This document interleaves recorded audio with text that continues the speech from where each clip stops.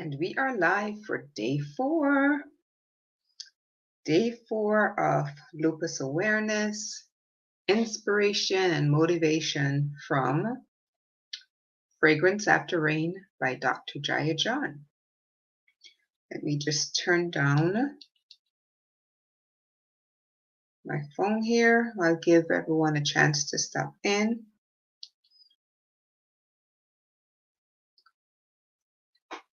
And if you do have the book, today's passage comes from page 69.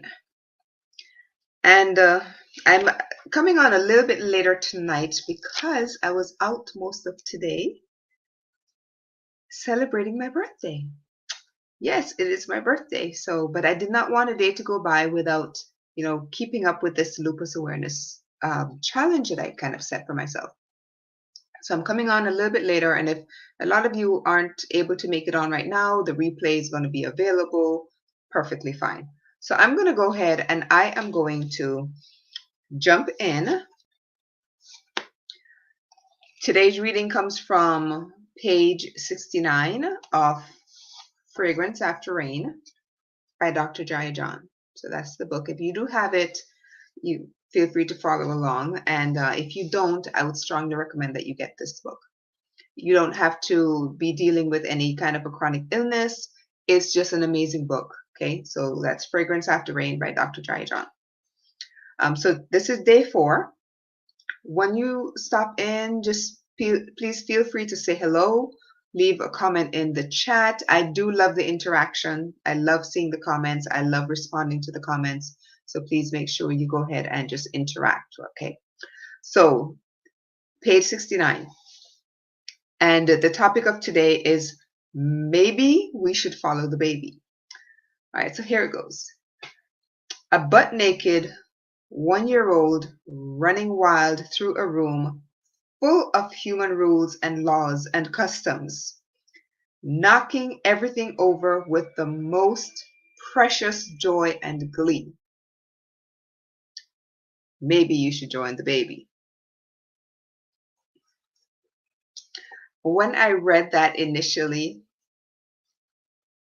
I literally busted out laughing because all I could think about was when my oldest son got into some powder.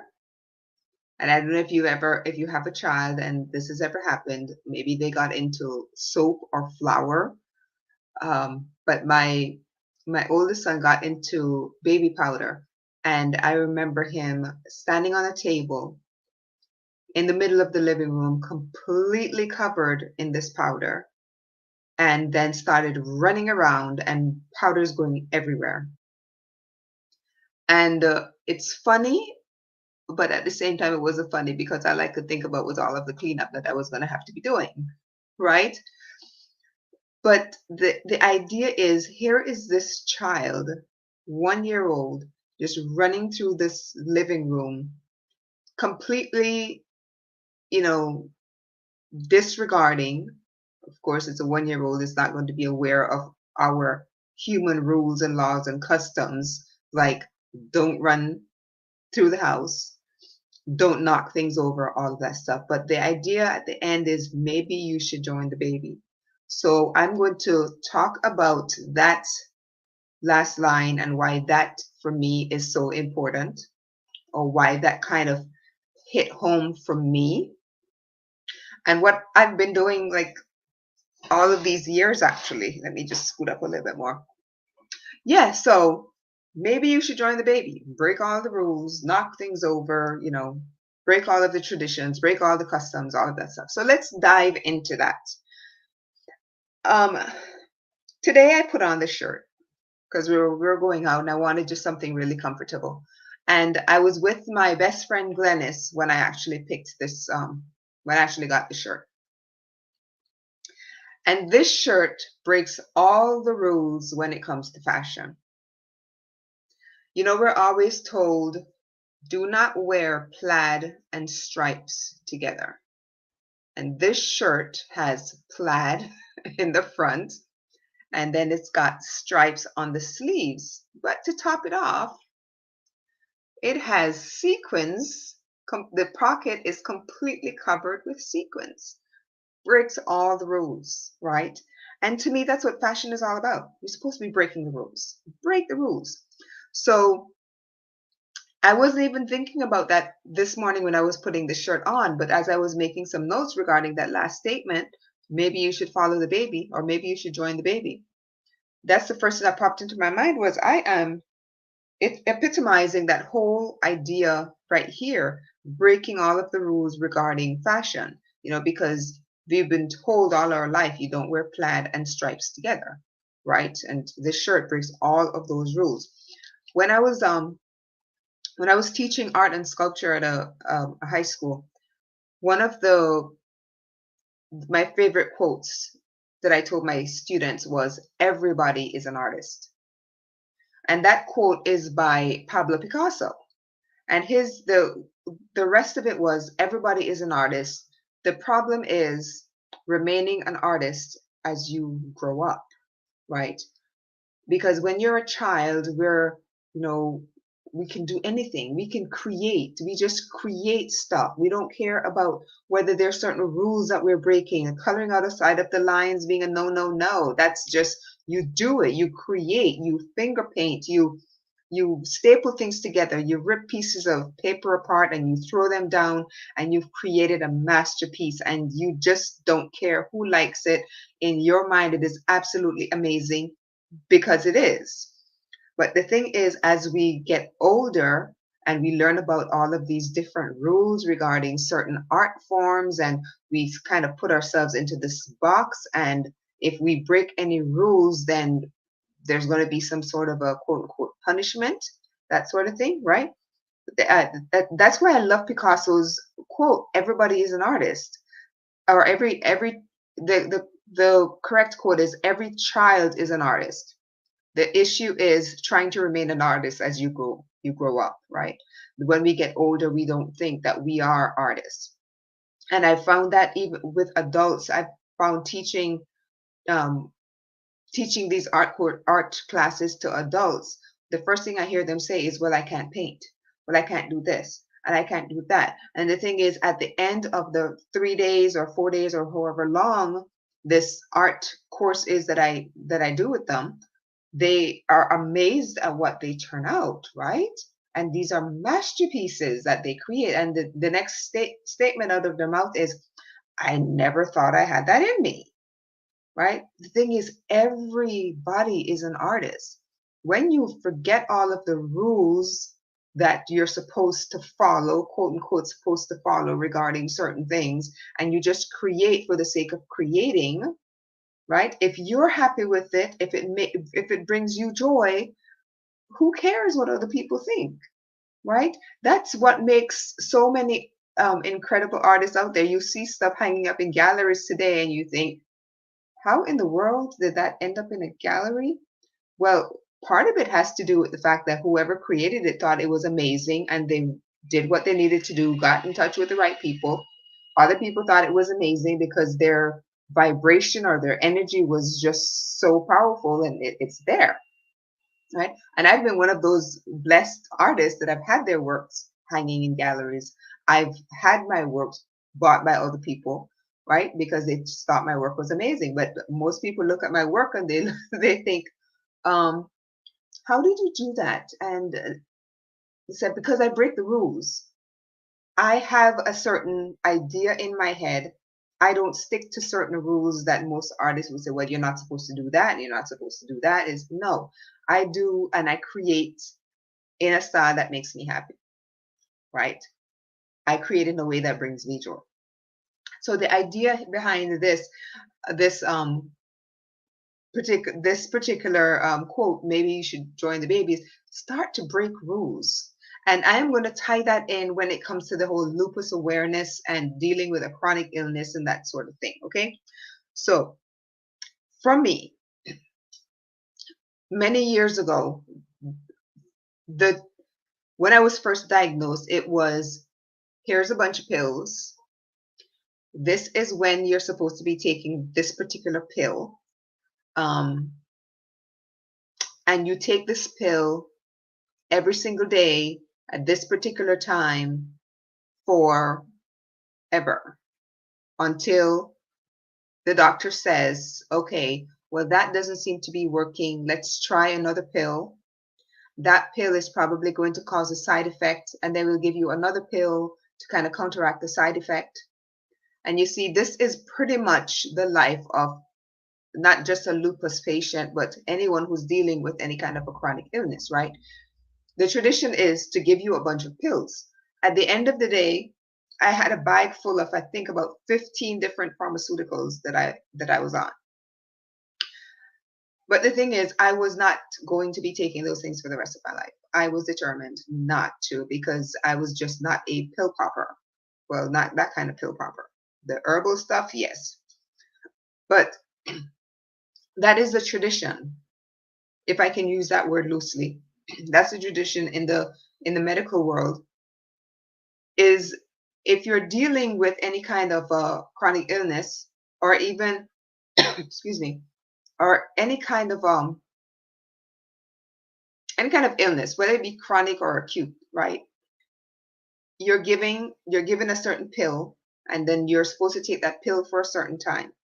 But the thing is, I got to a place where I was tired of popping all those pills all the time. And then some of them ended up making me so sick, and some of them ended up putting me in the emergency room, causing a host of other issues. So I decided, you know what, I'm going to break the rules. And I'm going to start researching other things that I am interested in, that I've been reading about, that could potentially help me, right? So that is what I'm going to talk about today, breaking the rules regarding healing, whether it be with autoimmunity or any kind of chronic condition. Just because things have been done a certain way for so long doesn't necessarily mean that you can't change a particular pattern. It doesn't mean that you can't unlearn that and learn something different, learn to do things a different way. So as far as healing is concerned, for me, I started experimenting with herbs and essential oils and things that are considered to be like woo-woo, right? And initially, I was kind of leery about sharing in my community that I was actually working with these things, because they were considered to be almost like taboo or woo-woo, like I mentioned. But the thing is, once I started to kind of unlearn a lot of stuff, and I found that these different things that I've been working with actually work for me, I was like, you know what? Why am I so scared to let people know these are the things I'm working with? And I found that once I started to share, other people were coming out of the woodwork saying, I want to know more about that thing that you kind of shared about. I've been kind of curious. Can you tell us a little bit more? And it's when I started to get those emails and the text messages and the direct messages on, in Messenger, that people have been curious and they wanted to know more. That kind of gave me the confidence to really kind of step out and start to share some of these things. And I mentioned a couple back in, I think it was day one, where one of the things I talked about was pain being a tuning instrument. And it immediately reminded me of the tuning forks. And this is one of the tools that I started to work with, because it is a vibrational tool. And the body, as I was really studying, more about the human body, the body is a vibrational instrument, or organism, or however we want to look at it. The body is vibrating all the time. There is sound happening in our body all the time. Sound is a healing modality. It's mentioned in the Bible, right? Sound is powerful. If you've ever read the story about what was it? Joshua fought the Battle of Jericho. That's the only way I can remember it. Joshua and the Battle of Jericho. Sound was what brought down the walls, right? But it was more than just sound. There was also that, if you think of a tornado and the spinning, right? In the Bible, we talk about how they marched around the um, the city of Jericho 7 times. So there's also that number 7 in there, which is considered to be a very powerful number as far as numerology is concerned. So then there's the circle, which is bringing, kind of winding up the energy. And then there's a number involved in that. And then there's the blowing of the trumpet, which is the sound. And then it creates that energy and it shatters the walls. Now, I'm sure when I mentioned that just now, you're probably looking at me like, really? But the thing is, you can't ignore this kind of content. You can't ignore this kind of information, right? When you look at your body, you know that your body is constantly making sound. You listen to your heartbeat, you can actually feel your heartbeat. And if you listen closely enough, you can start to hear your heart beating inside of your chest. When you're really in tune with your body, you can hear what's happening in your body. Your blood is constantly gushing through your veins, through your capillaries, through your arteries, right? It is always moving. So there's nothing static. There's nothing that is not moving within you, right? The cells, every cell in your body is constantly moving. So when we start to think about ourselves as a vibrational being, right? And then we think, well, if sound is that powerful, sound can heal us. When we listen to, here's a perfect example. When you put on that lovely piece of music, let me think, okay, soca, calypso. My kids are always always joking that once I start to do any cleaning, you'll know when I'm cleaning because soca music is playing, or calypso music is playing, or reggae music is playing. Something is playing along the Caribbean region, right? And that music kind of puts me into the mood to clean, right? But imagine just think about your favorite song. What does it do for you? How does it make you feel? Music does something to your body. The wrong type of music also does something to your body. There's some music I just cannot listen to. And most people, when it comes to stuff like heavy metal, that creates, I don't know quite how to describe it, but like a disharmony. I feel it within my body, and I know it's not doing anything good. But when the right type of music is played that you enjoy, you feel that within your body as well, and it's very soothing, right? So it's the same thing with something like the tuning fork. When I'm having, for example, a few weeks back, I was having this really annoying pain in my knee. I was a runner, cross country runner, middle school, high school, college. So I've got knees that are kind of worn out. So anytime I have any kind of pain that would pop up in my knee, that's what I would typically run for, is the tuning fork. I strike it and then I hold it against my knee, and I literally feel the vibration, and it does help to bring the pain down. And then I also work with oils, different essential oils that I put on that are designed to help with pain. And that helps to bring the pain down as well. So I work with all of these different modalities, right, that are considered to be either woo-woo, taboo, alternative. But the thing is, these work. And if we really start to research these different quote unquote alternative therapies, we'll find out that they're not necessarily alternative. These were like the original modalities for healing that were used way back in the day. Drumming has been used for probably thousands of years.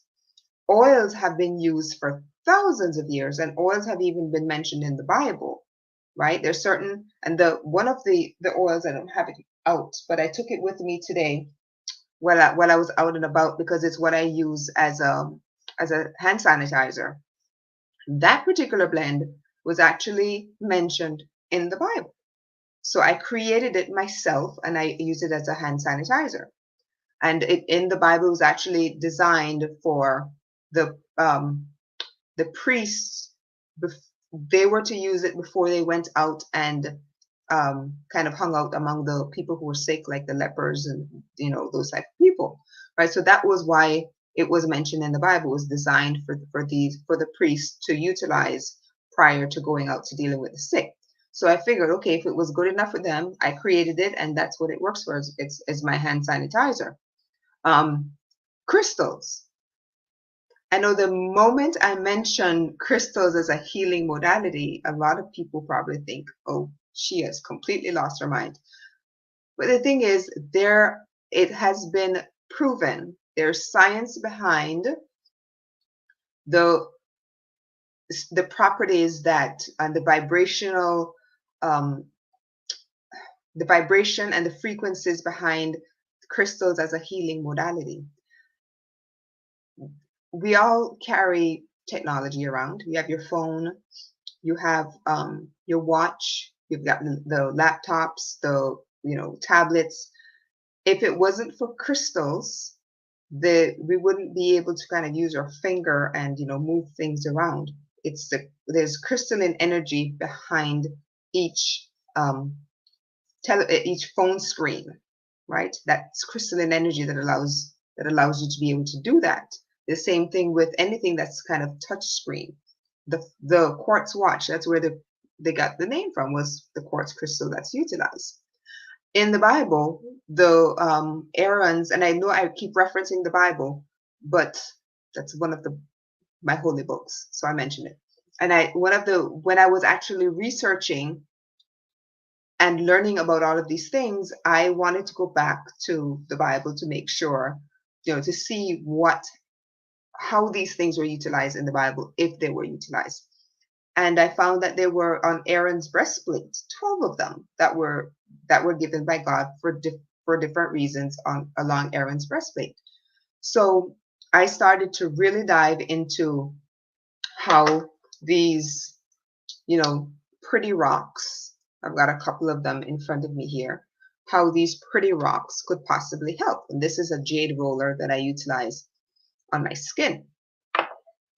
So I worked with crystals, and I'm still studying the energetics of crystals and the science behind how they work and all of that stuff. Because, hi Kathleen, it's good to see you.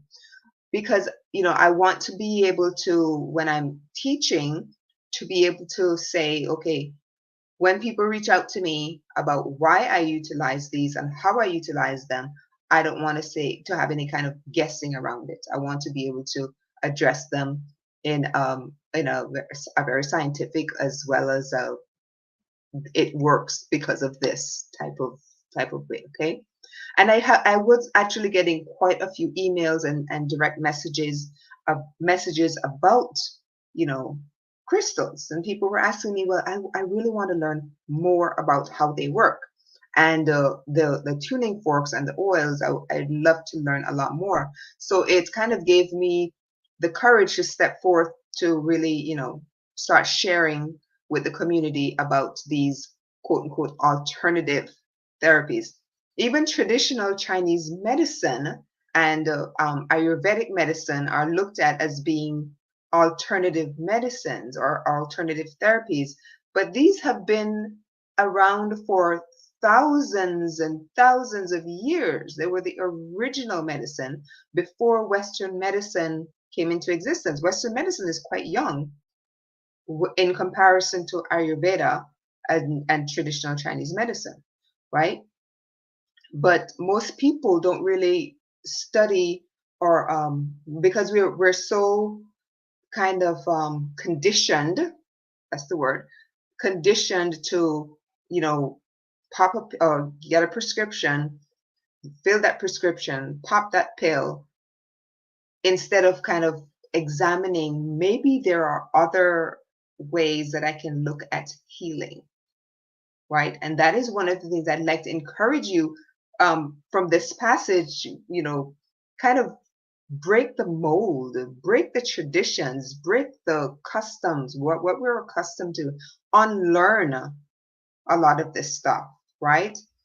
And really kind of step out there and say, okay, what else is available for me? I know there has to be more, right? I grew up being able to go outside. I was watching my grandmother go outside and pick certain leaves, mix certain things together, um, cut certain things, add some water, boil, make some tea, drink it.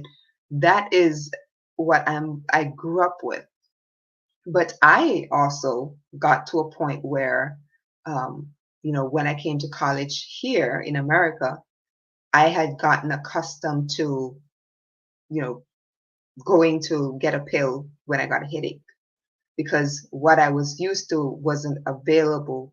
But once I was diagnosed with all of these conditions and with all of the side effects that I experienced, I went back, I kind of broke away from that and really started to dive into what I had grown up with. And all of these, what are considered to be the alternatives, are actually your original therapies, what people have been working with for thousands and thousands of years, right? So if you think about it, what kind of traditions or customs that have you grown up with that you feel you kind of have to break away from, right? Even if it's related to a diagnosis, because sometimes if we really look back, we can find that there's not only a physical reason why we have a particular illness, but there could be some kind of a cultural reference. There could be some kind of an energetic reason why we've developed an illness. There's so much that I could really, that's a whole other topic that we could really dive into. And I mentioned it, I think it was day 2 when I talked about the trauma actually triggering illness. And most people don't really address trauma or see trauma as an origin of illness. We always look for, well, what did you eat? Well, your diet is only a part of it, right?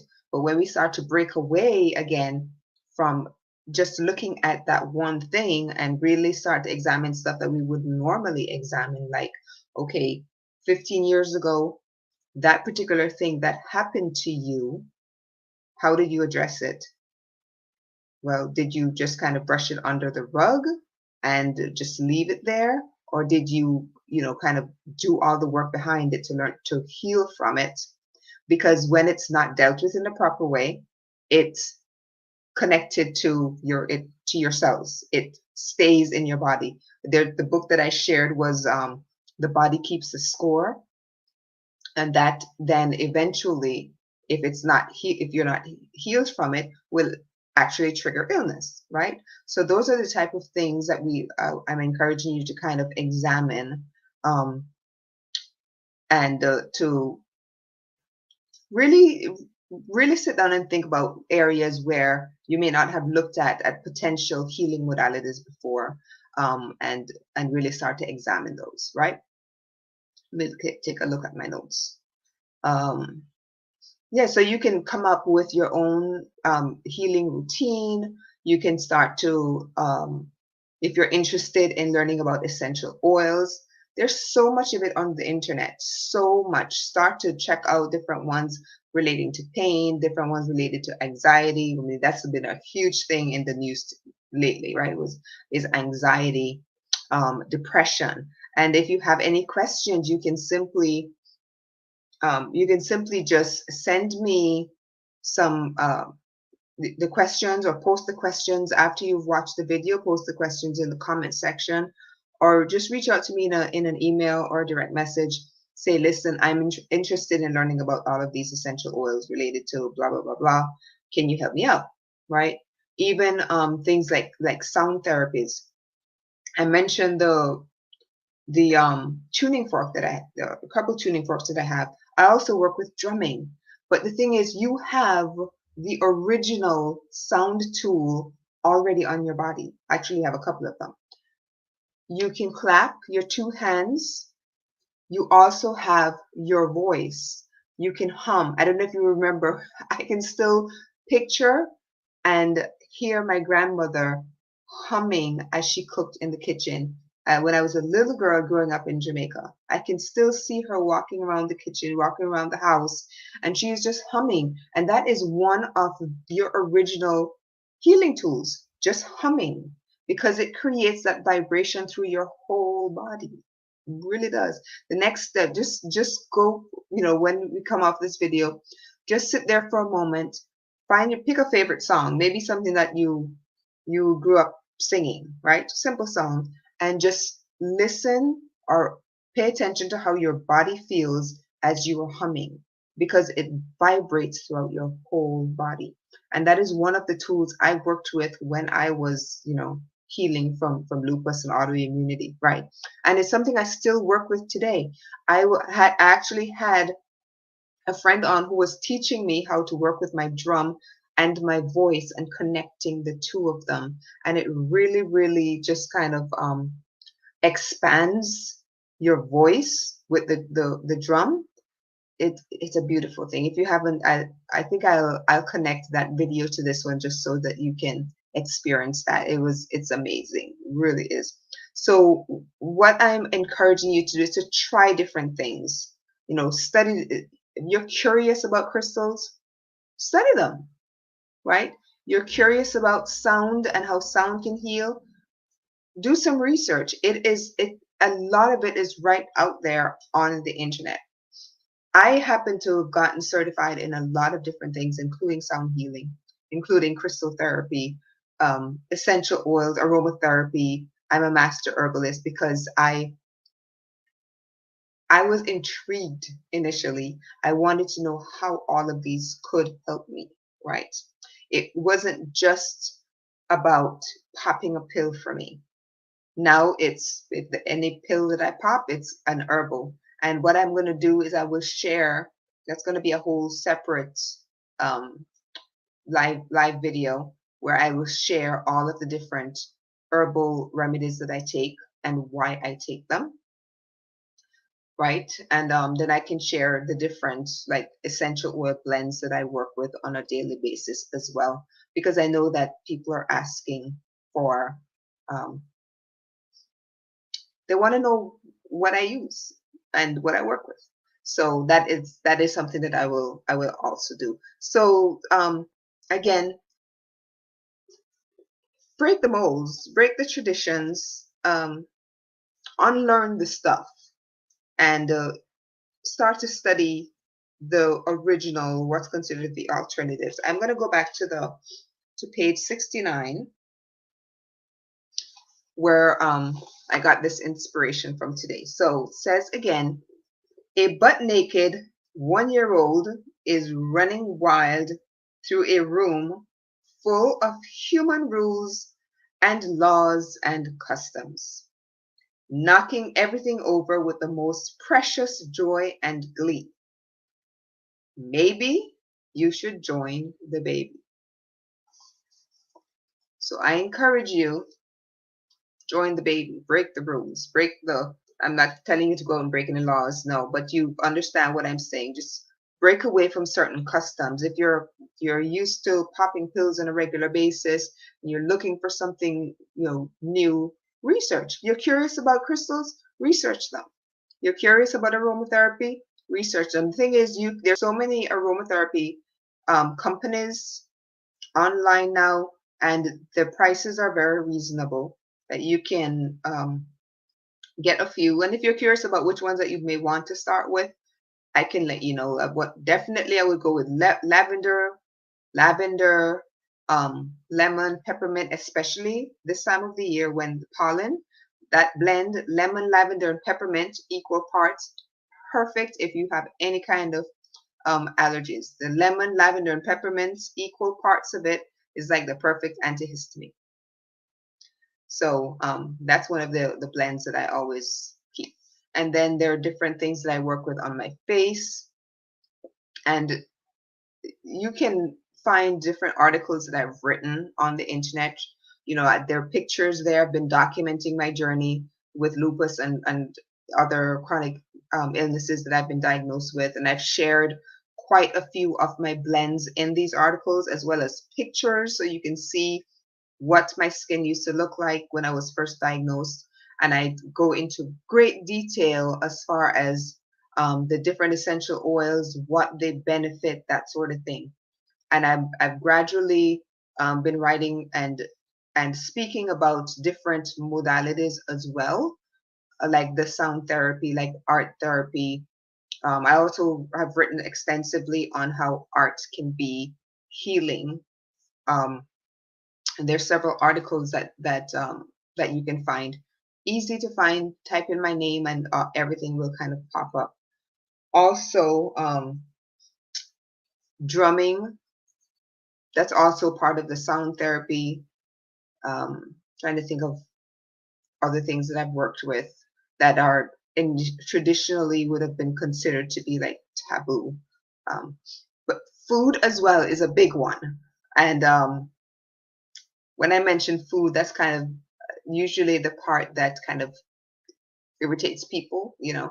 But yeah, when we start to examine food and how food can actually heal, because again, I'm going to reference the Bible. The plants and trees are for the healing of the nation. It's right there, right?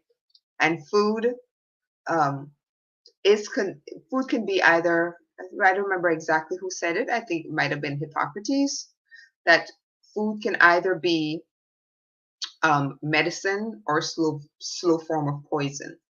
And when you start to think in terms of food as medicine, what you put into your mouth, you really start to pay attention to, because the the body breaks it down, distributes it, right, and it becomes you.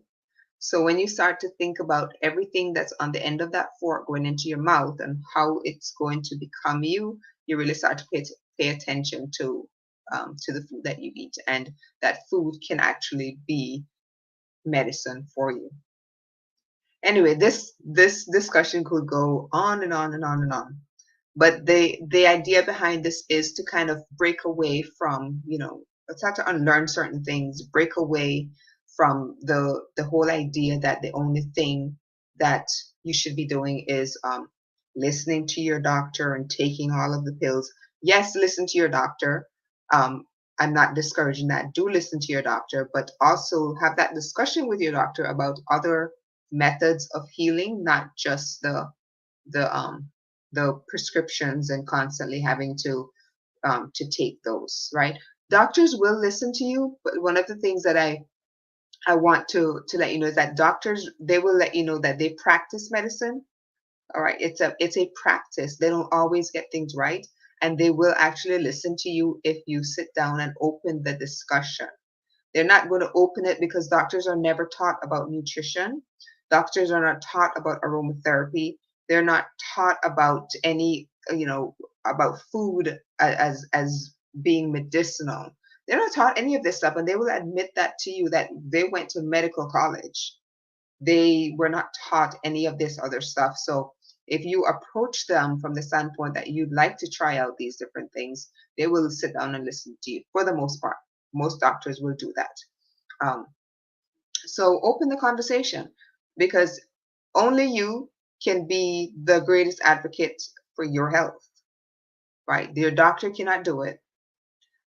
I can't do it. Your family members can't do it. You have to be the greatest advocate for you. And that's where the healing really begins, when you stand up for yourself and say, listen, I need to take control of me, because if I don't take control of me, the health part isn't going to appear, right? You are your biggest advocate to getting healthy. All right. And on that note, that is the end of day 4. Day 4, and day 5 comes from page 93 and begins Precious Child. So let me find page 93, and I will let you know what tomorrow is going to be all about. All right, tomorrow is going to be interesting. Precious Child. asked grandmother, what does it mean to reweave your life? So think about that, and then tomorrow we are going to have a discussion on that relating to lupus awareness and relating to um, lupus, before lupus and after lupus and that sort of thing. All right. So I hope you're enjoying this book because, like I said, this has been it's been almost like a journal for me, and I reached out when I was trying to figure out what to do for lupus awareness. I said, you know what? This is like the perfect book to have to kind of begin the conversations surrounding the different topics. So I had actually reached out to the author and I explained what I wanted to do, and he gave the go ahead. So I am using this book for lupus awareness with permission, but it is an amazing book. So I encourage you to get Fragrance After Rain by Jaiya John. I don't get any kind of, kickback. All right. I'm not an affiliate. I just love the book.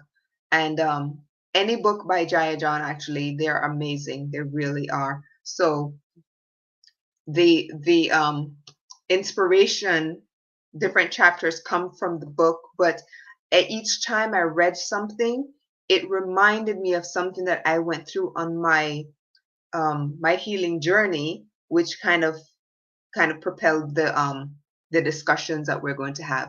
So tomorrow is going to be a really interesting one. So do come back tomorrow. Tomorrow's Thursday. Um, Tomorrow we'll go back to the regular time at 5. Today it was kind of different because it was my birthday, so I was out all day kind of celebrating. So I did it a little bit later on tonight. So thank you for being here with me for these last 40 minutes.